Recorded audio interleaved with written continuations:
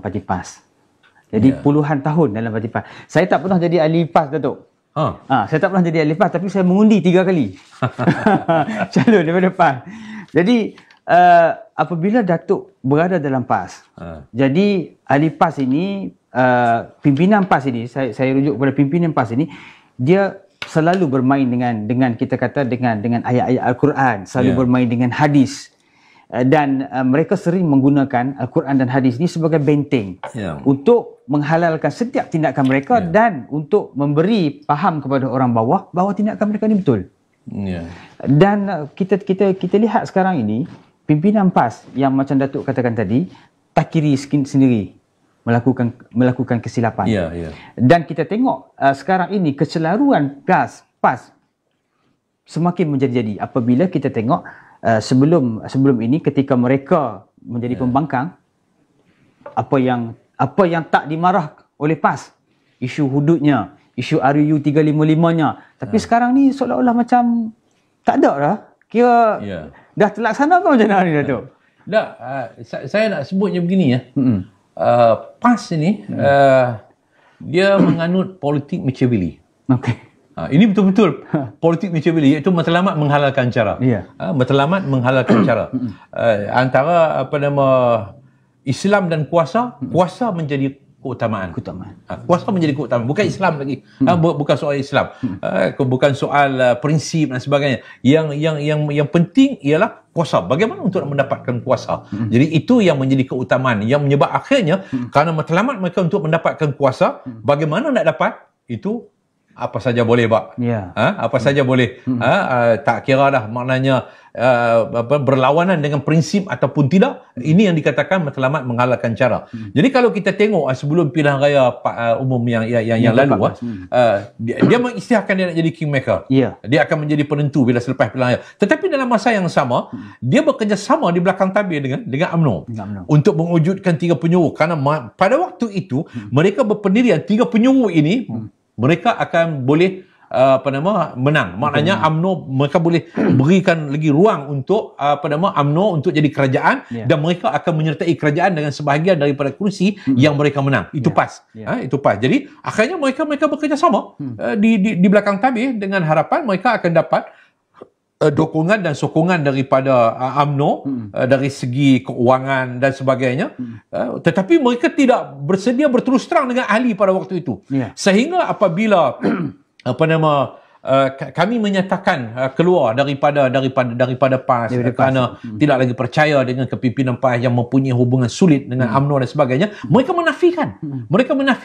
Mereka kata mereka tidak bersedia untuk menanggung biaya hidup. Mereka menganggap UMNO itu sebagai biaya hidup.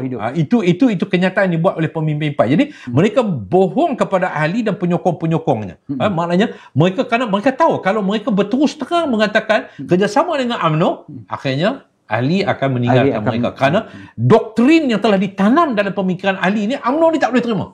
UMNO tak boleh terima sama sekali. Tapi berbeza selepas daripada pilihan raya. Bila dia memenangi satu jumlah kursi, akhirnya bila PH memerintah, pada waktu PH memerintah, dia mula secara terang-terangan kerjasama dengan UMNO. Walaupun dia fikir, dia sebutlah atas nama ta'awun, atas nama pembangkang, semangat pembangkang, tetapi dia bekerjasama. Jadi akhirnya timbullah isu-isu yang mereka serang kepada kerajaan PH. Isu yang berkaitan dengan Allahyarham Adib, Allahyarham Adib dan sebagainya, dengan ucapan yang begitu lantang dan berbagai-bagai lagi isu-isu yang nak menggambarkan mereka itu bersifat Islamik dan Melayu. Islam dan Melayu ini adalah dijiwai untuk mereka perjuangkan. Tetapi akhirnya apa jadi? Bila sampai kepada satu peringkat, pada waktu PH memerintah, Tan Sri Muhyiddin juga menjadi sasaran kepada mereka. Keseluruhan anggota kabinet, termasuk Azmin Ali, termasuk Datuk Saifuddin Nasution dan sebagainya yang sekarang ni berada dalam kerajaan, termasuk menteri yang comelote sekarang ni, Rina Harun, juga menjadi sasaran serangan daripada PAS dan juga UMNO. Tapi bila sampai kepada satu peringkat untuk Tan Sri Muhyiddin memikirkan tentang masa depan politik dia, iaitu untuk dia sampai kepada peringkat untuk menjadi Perdana Menteri. Kerana dalam UMNO dia dipecat di waktu dia menjadi timbalan Perdana Menteri. Hanya selangkah saja lagi untuk membolehkan dia menjadi Perdana Menteri. Lalu pada waktu itu Tan Sri Muhyiddin memanggil semua mereka ini melalui langkah syaratan dan akhirnya mereka ni semua bekerjasama. Kumpulan Tan Sri Muhyiddin, kumpulan Azmin, kumpulan PAS dan kumpulan UMNO bersetuju untuk akhirnya membentuk sebuah gagasan sehingga jatuhnya tumbangnya kerajaan Pakatan Harapan. Jadi itu yang berlaku. Tetapi semasa waktu kerajaan PH PAS dengan UMNO, iaitu Muafakat Nasional. Muafakat Nasional. Semangat Melayu Islam. Ini Muafakat Nasional. Tapi bila sampai langkah Sheraton, dia sudah berbeza. Dia bersama dengan kumpulan yang dia serang dulu, iaitu kumpulan Azmin dan juga kumpulan Tan Sri Muhyiddin. Jadi bila sampai kepada peringkat mereka berjaya menumbangkan PH, mereka berada dalam kerajaan. Muhyiddin memberikan tempat kepada mereka dengan satu jumlah kerusi menteri, timbalan menteri dan juga GLC dan sebagainya dan agensi kerajaan. Bila sampai satu peringkat, Tan Sri Muhyiddin menubuhkan PN. Padahal PAS menggagaskan Muafakat Nasional MN bersama dengan UMNO, cuma tidak daftar. PAS pergi bersama dengan Muhyiddin untuk mendaftarkan Perikatan Nasional. Akhirnya UMNO tolak. UMNO menolak. UMNO daripada awal menyatakan pendirian dia menolak Perikatan Nasional. Tetapi PAS tidak boleh lagi menunggu UMNO pada waktu itu. Sebab PAS tak boleh tunggu UMNO kerana PAS perlu terus berada dalam kuasa politik. Sebab dia tahu kalau dia ambil pendirian bersama dengan UMNO menolak Perikatan Nasional, jadi kerajaan ini akan longgar.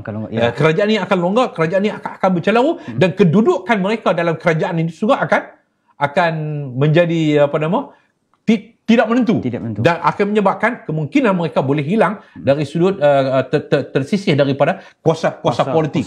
Jadi mungkin berbagai-bagai politik boleh berlaku. Jadi ini yang kita lihat bahawa dia tidak lagi bersama dengan UMNO. Kerana apa? Dia lihat UMNO tak ada kuasa politik untuk berikan sesuatu pada dia. Dulu dia bersama dengan UMNO kerana dia melihat UMNO masih ada ruang. Kerana dia lihat UMNO boleh bagi duit, UMNO boleh bagi itu, bagi ini dan sebagainya. Dia membuat matematik yang mudah. Tetapi saya percaya bahawa sekarang ini dia hanya berpendirian untuk apa? Memastikan dia terus kekal berkuasa dalam kerajaan sampai pilihan raya. Ada kemungkinan bagi saya bahawa sampai pilihan raya bila bubat parlimen nanti dia akan membuat percaturan yang lain. Dia akan membuat percaturan yang lain. Sebabnya dia akan melihat bahawa matematik kalau dia meninggalkan UMNO, apa kesan dia? Itulah dia politik Machiavelli, politik matlamat menghalalkan cara. Datuk dah kenal pimpinan-pimpinan dalam PAS. Saya rasa kenal rapat lah pimpinan-pimpinan dalam PAS. Jadi telahan Datuk, adakah PAS akan memilih untuk bersama-sama dengan Bersatu dalam PRU 15 nanti ataupun PAS dengan UMNO? Itu sesuatu yang agak sukar saya katakan tadi untuk nak dibuat bacaan. Kalau kita lihat pada hari ini, dia masih nak kekal bersama dengan Tan Sri Muhyiddin. Sebab itu dia telah mendaftar. Dia sebahagian daripada PN. Dia ada sebahagian daripada PN, Perikatan Nasional. Jadi kalau tidak, bermakna bahawa dia akan terlepas daripada keadaan di mana orang melihat dan orang menghormati mereka. Kalau mereka dia mengambil pendirian dia balik kepada UMNO, saya fikir politik dia habis lah. Politik dia, orang kata memang kamu ni politik cari makan. Kamu politik cari makan, kamu politik tidak menentu dan sebagainya. Tapi saya tak fikir setelah dia membuat keputusan untuk bersama dengan Perikatan Nasional, dia menjadi sebahagian daripada Perikatan Nasional. Saya tak lihat dia akan meninggalkan Perikatan Nasional, tetapi dia akan meninggalkan UMNO. Itu yang boleh dilihat. Tetapi saya percaya bahawa dia tidak akan mendapat satu tambahan kekuatan daripada Perikatan Nasional, sebab Bersatu bukan daripada satu kelompok yang kuat, yang mempunyai grassroots yang kuat. Betul. Baik. kita masih lagi ingin membicarakan berkenaan dengan parti PAS, Datuk. Jadi bila kita lihat pada ketika dalam kita kata 22 bulan yang lalu, apabila dalam Pakatan Harapan mentadbir, PAS menyerang dalam isu sekolah vernacular, PAS menyerang dalam UEC, tapi baru-baru ini Menteri Besar Kedah, Menteri Besar dengan kita kata dengan berbesar hatilah memberikan sumbangan kepada sekolah swasta Cina. Jadi bagaimana Datuk melihat bahawa pendirian mereka ini Februari 2019 mereka menentang UEC, mereka menentang sekolah vernacular, tetapi 2021 sudah tidak kedengaran benda itu lagi, Datuk. Jadi macam mana perangai PAS ni? Itulah dia saya sebutkan tadi, politik Machiavelli. Matlamat menghalalkan cara. Untuk nak dapat undi Cina, kita tak boleh lagi nak menyerang, mengatakan bahawa tidak perlu kepada sekolah-sekolah vernacular.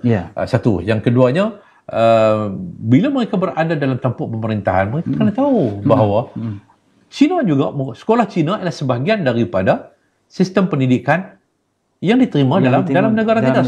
Sekolah vernacular ini maknanya sebahagian daripada berada dalam sistem pendidikan dalam negara kita. Jadi bila duduk sebagai pembangkang, dia sedaplah nak bercakap sebagai pembangkang.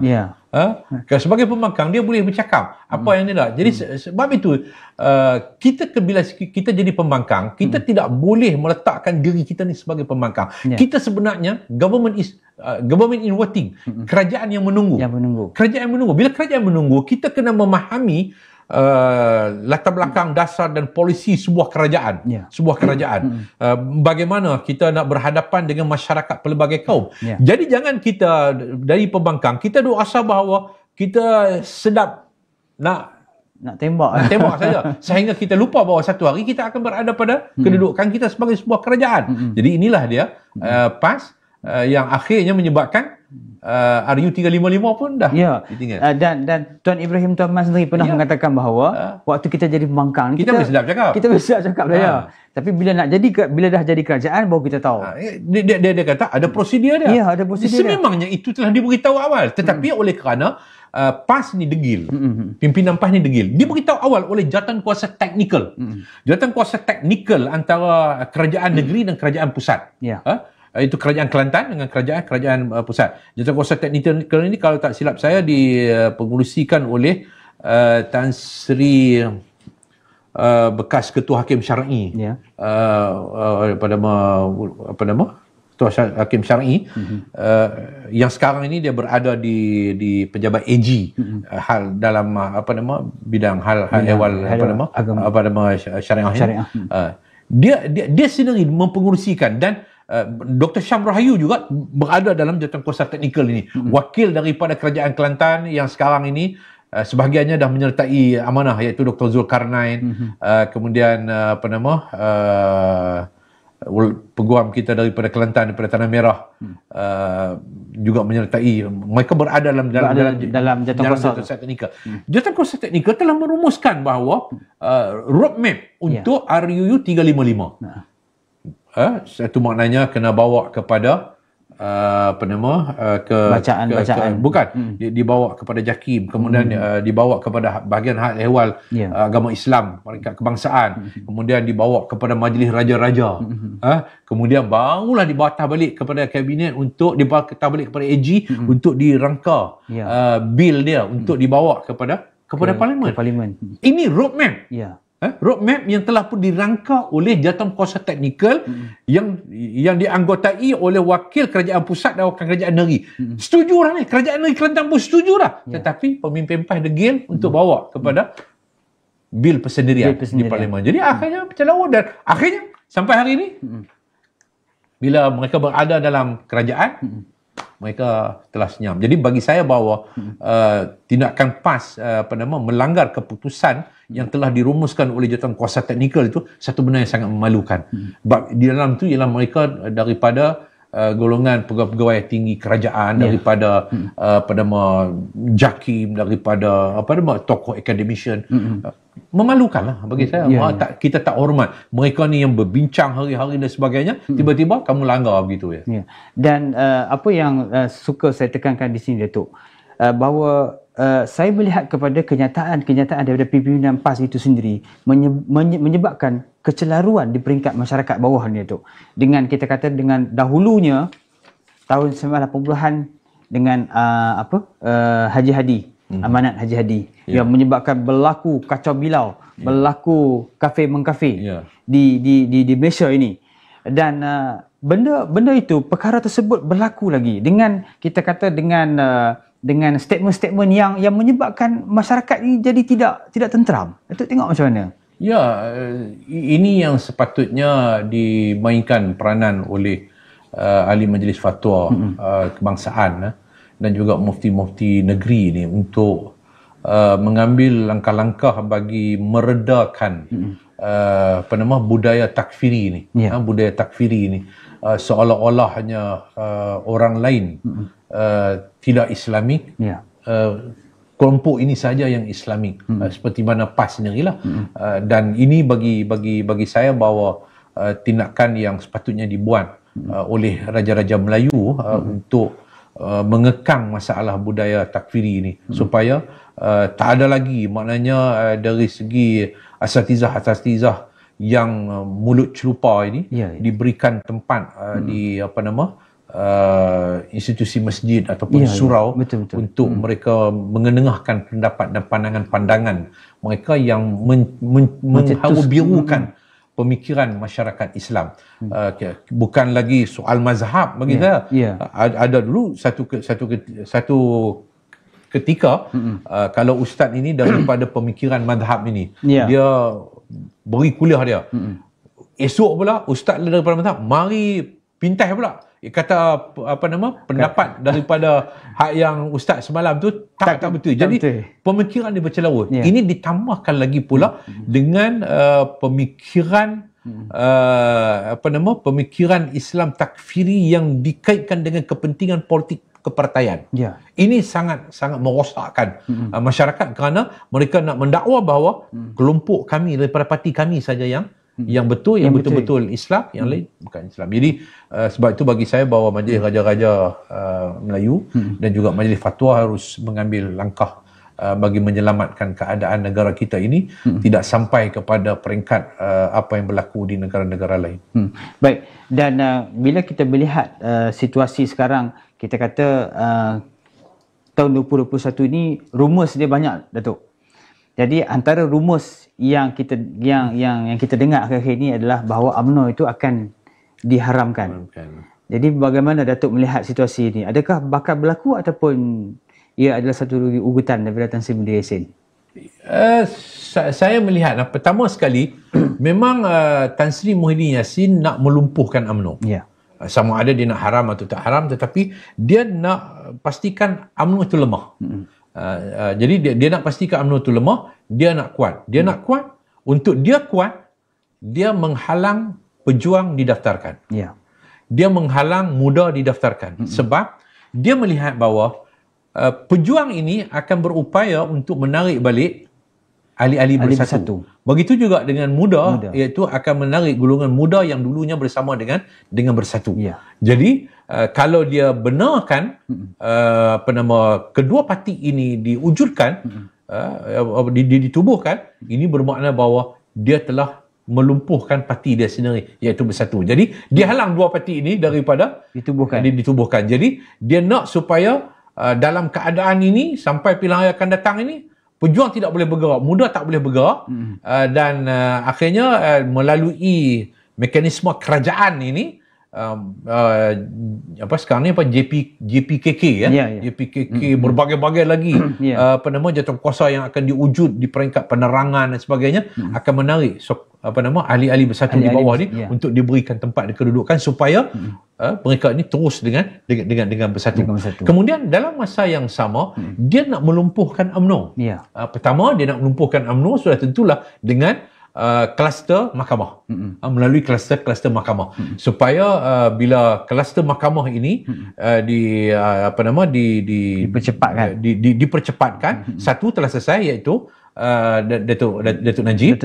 Kemudian yang menanti hari ini banyak Datuk Zahid Hamidi dan sebagainya. Jadi akhirnya UMNO akan lumpuh, UMNO akan bercelaru. Bila UMNO bercelaru, dia mengharapkan bahawa bila Datuk Zahid tidak lagi boleh berperanan, kerana dia didapati bersalah dan akhirnya terpaksa menyerahkan jawatan itu, maka di sana mereka akan mula dapat menjinakkan UMNO kembali kepada Perikatan Nasional untuk bersama dengan Perikatan Nasional. Itu harapan mereka. Kalau kalau mereka tidak berupaya untuk ke peringkat itu, mereka akan berusaha untuk memastikan UMNO itu diharamkan. Kalau sampai kepada satu peringkat, dia akan sampai kepada peringkat maknanya kita katakan plan. Dia ada plan A, plan B, plan C dan sebagainya. Jadi plan-plan seterusnya dia akan sampai kepada peringkat. Kalau tak berjaya A, tak berjaya B, dia pergi kepada C, iaitu UMNO mesti diharamkan. Tetapi saya tak fikir UMNO akan diharamkan, tetapi saya lebih melihat yang UMNO akan dilumpuhkan melalui krisis dalaman UMNO. Jadi sekarang ni dia telah berjaya mewujudkan krisis dalaman UMNO. Jadi dia nak push lagi, Tan Sri Muhyiddin nak pushkan lagi supaya krisis dalaman UMNO itu sampai kepada peringkat wujudnya kumpulan yang berani ke depan untuk menolak yang ada kepimpinan sekarang, UMNO yang ada sekarang, khususnya Zahid. Khususnya Zahid. Jadi ini akan membawa supaya UMNO selepas itu akan balik bersama dengan Perikatan Nasional. Dan adakah UMNO itu tidak sedar perkara ini sedang berlaku, ataupun mereka sekarang ini sedang melakukan sesuatu untuk menyelamatkan parti mereka? Saya tak fikir yang UMNO yang dah lama berpolitik, sebahagian daripada mereka ni orang yang dah punya masak dengan politik, sepak terajang politik ini. Mereka telah melalui proses-proses yang berbagai-bagai dalam UMNO. Jadi saya tak fikir yang mereka tak tahu yang Tan Sri Muhyiddin sedang mengatur. Tetapi saya juga percaya yang mereka juga sedang checkmate Tan Sri Muhyiddin ini. Dan saya fikir bahawa mereka tidak boleh tunggu lama. Mereka tidak boleh tunggu lama untuk bertindak sebelum mereka dipotong di kona. Orang panggil istilah potong kat kona. Jadi mereka dulu mesti potong dekat kona. Sebelum kona daripada potong. Sebelum kona daripada kena potong. Jadi mereka kena ambil contoh seperti mana Tan Sri Muhyiddin yang lambat bertindak dalam UMNO dulu sebagai timbalan presiden. Akhirnya Najib potong dekat kona, ambil tindakan untuk memecat beliau lah. Memecat Muhyiddin. Jadi Muhyiddin saya dipahamkan pada waktu itu nak mula bertindak dengan berbagai-bagai pihak lah. Tetapi Datuk Najib lagi cepat untuk bertindak, meminggirkan, memecat Tan Sri Muhyiddin. Jadi begitu juga saya fikir UMNO, Zahid Hamidi dan juga kumpulan dia sedang melihat perkara ini yang Tan Sri Muhyiddin sedang buat sesuatu yang mereka akan kena buat sesuatu untuk meminta gerakan Tan Sri Muhyiddin. Dan sebelum